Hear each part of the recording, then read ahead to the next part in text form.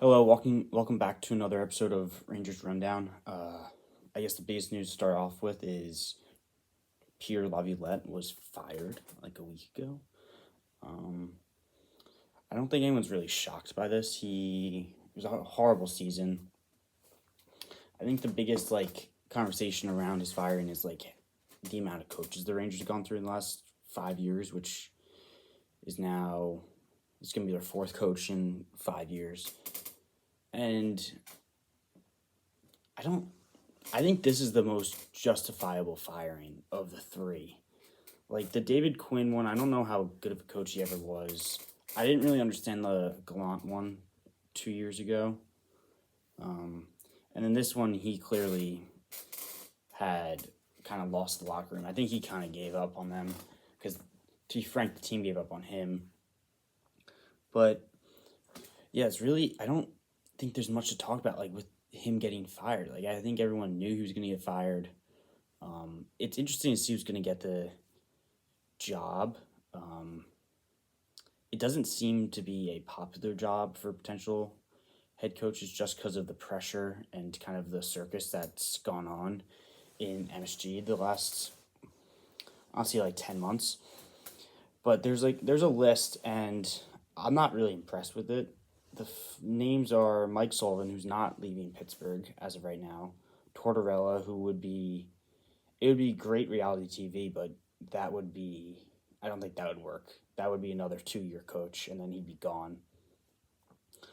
Joel Quenneville, former coach of the Blackhawks. I like the name, but again, there's kind of been this movement in, honestly, pro sports in general, and in especially hockey the last, I would say 5-6 years, from the old time coaches to these newer, younger generation coaches, just because the game is kind of evolved and is a lot different than it was 20 years ago. And the way you coach these guys is not the same as you coach them 15 years ago. So I'm not saying I don't want him, but I'm not oh, we need to get him. I honestly don't feel that way about any of these guys. A lot of them kind of are all just bleh to me. The next option is Tocchet from Vancouver. I don't think he's leaving either. But I just don't, I don't see him leaving Vancouver. I think Vancouver had a weird year like the Rangers with the JT Miller Peterson situation. So I feel so far this list, I'm two of the four guys are currently employed, probably not leaving. One of them's already coached the Rangers, and it was pretty messy divorce, and the other one hasn't coached in 5 years. Then the next option is Pierre DeBoer, who's not leaving Dallas. If Dallas lets him go, they're idiots. Then there's David Carl, who he's 35 years old. He's kind of this young coach that everyone's talking about, and everyone wants to see him get a job. He's a coach in college. He coached the World Juniors team. I don't think, if I was him, wouldn't want to take this job. If I was Carl, I'd be taking a job with younger talent where I can kind of mold these young guys and rebuild with them, like in Anaheim or Chicago. Just the Rangers job doesn't really make sense for him. You're going to be coaching guys that are your age. Think about it. Zibanejad's 31, Miller's 32 or 31, Trocheck's 32-ish, the same age as Miller. Kreider, if he stays, is 33, 34. I just don't see. I don't see him wanting to take that job, especially as his first NHL job, because if it blows up, it's going to be pretty embarrassing, because New York is not really a place you can hide in the spotlight. If he blows up in Anaheim, I don't think people are going to make too big of a deal out of it. And also, Anaheim's team isn't great. This team kind of is in a spot where they have to win now, because the future is not they don't have a future, really. There's not really a great farm coming. There's no not a lot of draft capital. So it's kind of a team that needs to win within the next 24 months. So I just don't see a young coach who's had success in college wanting to go to a pretty intense situation in a huge market with a pretty tumultuous locker room at the moment.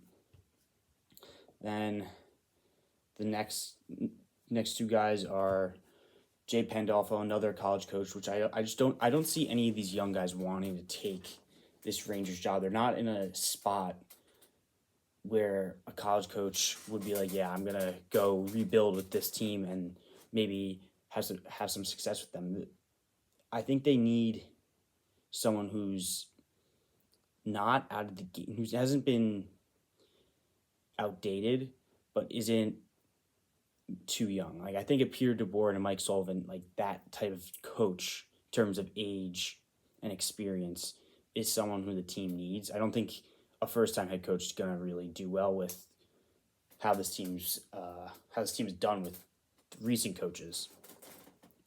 And then the next option is Bruce Boudreau, which again, no.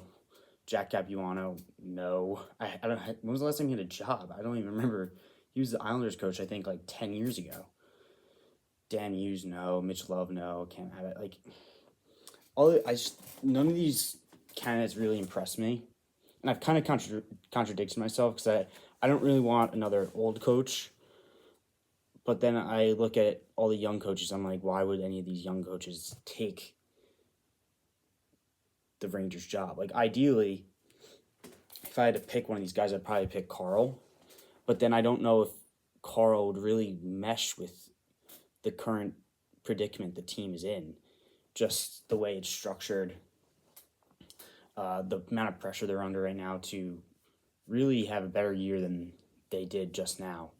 So it'd be interesting to see who they hire. I think they're going to take their time with it, especially given the fact that Drury seemed to kind of buy himself some more time with Dolan, which I was shocked by. I thought he was going to get canned as well, especially after 2021 where they had that weird COVID season and they lost to Washington, those weird like brawl games, and then Dolan just woke up and fired the entire front office.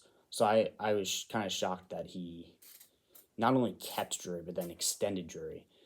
But we'll see what he does. I don't know what to think of Drury right now. He's done some interesting stuff, and he's done some, I think, he's made some pretty bad mistakes. Like, I think the Buchnevich trade, he would say, was a bad move. Howden doesn't look great right now. He's killing it with Vegas. I looking back on the Tarasenko and the Kane trades, I don't like them. I just don't see why you gave up all that draft capital for a team that, in my opinion, was clearly not going to win a cup in 23. I think it would have made more sense to kind of shove all the chips in, so to speak, in 24, and then they kind of didn't really do that because they thought the team was good enough, which I think a lot of people did. But I think the biggest issue, my biggest gripe with Drury, nitpicking trades here and there, is a little it's a little unfair because he has made some pretty good moves, like signing Fox. He's signed Lafreniere. He didn't do the Trouba deal. I don't know if he did Mika. I don't know if Mika signed with Drury or if that was Gordon.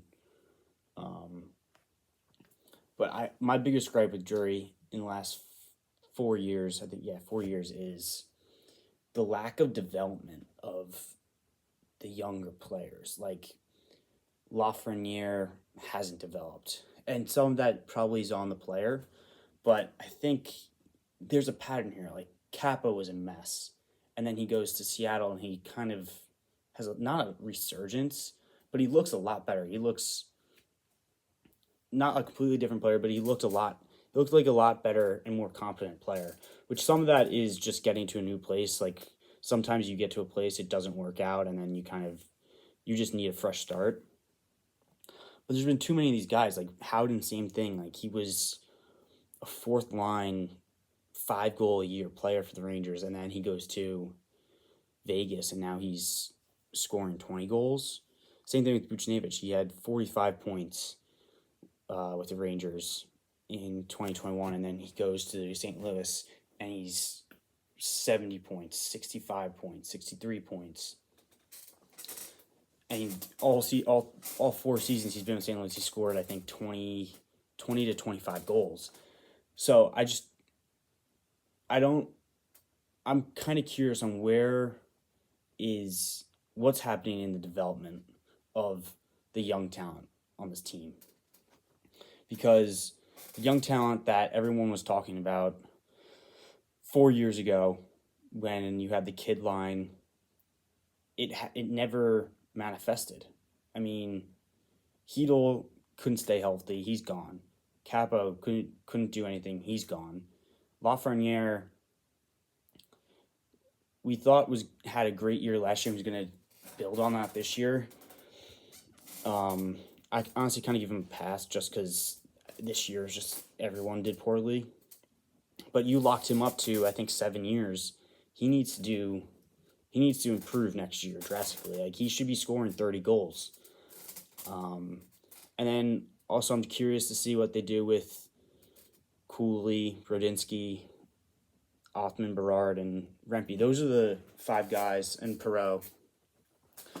Those 6 guys they have to develop, because if you look at their draft capital for the next 3 years, the first 2 rounds, so in this year, 2025, they don't have 2020, either this year or next year, their first round pick is going to Vancouver. It depends on where they end up in the draft lottery this year. If they get a top 13 protected pick, then they get to keep it. If not, then Vancouver gets it. But they gave away a first round pick to Vancouver. They have 1 second round pick this year. Then next year, again, it's either this year or next year, Vancouver gets the first round pick. They don't have a second round pick in 26 or 27, and then they have a first round pick in 27.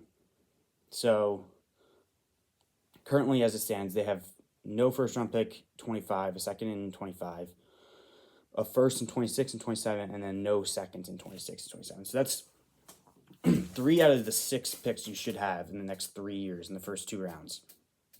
That's not good, especially given the fact that it looks like the core of this team has kind of diminished. And you've also traded away a lot of players that were on this team a year ago that went to the conference finals. So that's either going to result in them selling off a lot of these guys and getting trade capital in return, which is a realistic possibility if they don't play well the first 4 months of the year next year. Or they're going to be in a weird spot where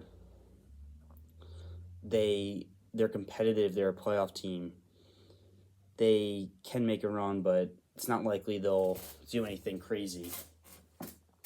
And then they don't really have anything for a couple of years. So it's kind of interesting where they are as a team. They need to either kind of blow it up within the next 12 months and rebuild and kind of replenish the draft capital that they traded away to try and win the last 3 years. Or they need to bulk up as much as possible and go all in and try and win in the next 2 to 3 years, because Mika's not getting any older, Miller's not getting any older, Trocheck's not getting any older, Fox is still young, Shesterkin's still young, but you can't waste another Hall of Fame goalie's prime. If they get Igor and Lundqvist back to back and they don't win any cups, it's going to be a travesty. But yeah, it's a weird spot they're in, and I'm curious to see what happens. I think the first half of the year next year is basically going to indicate what's going to happen with this team in the next 3 years. If they come out flying and they have a great first half, then I think they're going to try and bulk up and say, okay, let's give it a shot and let's win. But if they kind of come out flat and do what they did in December next year, I think they're going to be selling off a lot of these guys. I don't think you'll see Panarin finish out his contract if they're going to be as bad as they were this year. I see Panarin getting traded at the deadline. Speaking of trades, I was looking at the current free agent pool. There's nothing really like special about it. I mean, it's a good free agent class, but again, the Rangers are in a spot where I don't know what they want to do. Like, they're not going to sign Marner, not getting Ehlers, not getting Tavares. Sam Bennett's one that would be curious. If they got him, that would be cool. I like him. He's a good player. Ryan Donato's another guy they could get. He would be cheap, too. He could be like a third line guy. He can score some goals. Played pretty well for Chicago this year. But I kind of want to look at the roster moving forward and see who's going to be on the team, who's not. So you have Trocheck, Perreault, and Panarin on the first line. I see all those guys staying for next year. I think they'll field offers for Panarin, but I don't think they'll trade him unless they get a crazy offer, which they could. Teams might get desperate for a goal scorer.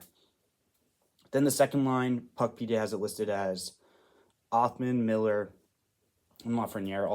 All three guys will be starting next year. Third line is Kreider, Zibanejad, Cooley.